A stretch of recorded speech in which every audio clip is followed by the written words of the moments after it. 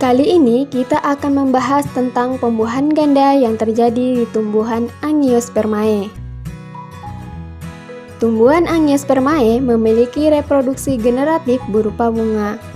Di dalam bunga terdiri dari putik dan benang sari sebagai alat kelamin jantan dan betina.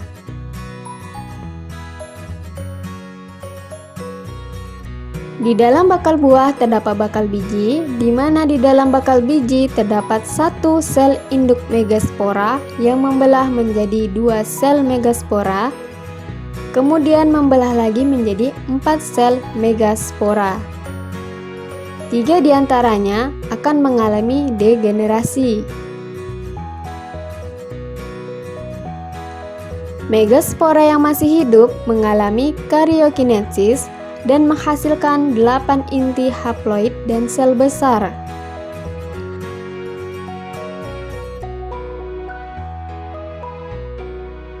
Delapan inti sel tersebut akan bergerak, di mana 3 inti sel akan berada di kalaza dan 3 inti sel akan berada di dekat mikrofil, sedangkan 2 inti sel lainnya berada di tengah.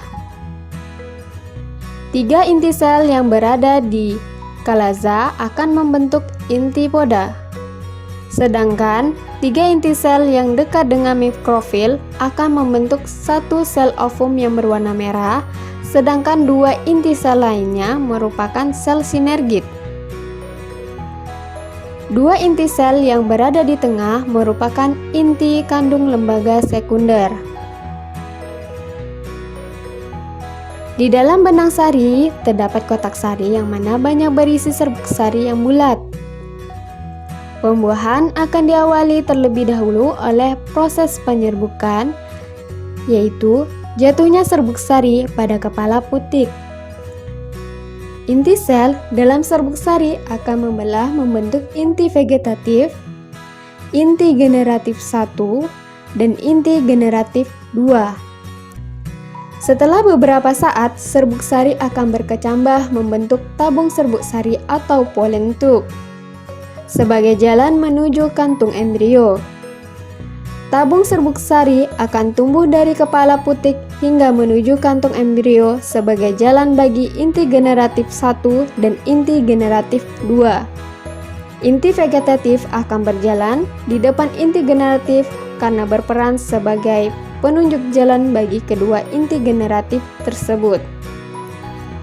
Setelah sampai di kantung embrio, inti generatif 1 akan membuahi ovum hingga membentuk zigot, dan inti generatif 2 akan membuahi inti kandung lembaga sekunder hingga membentuk endosperma.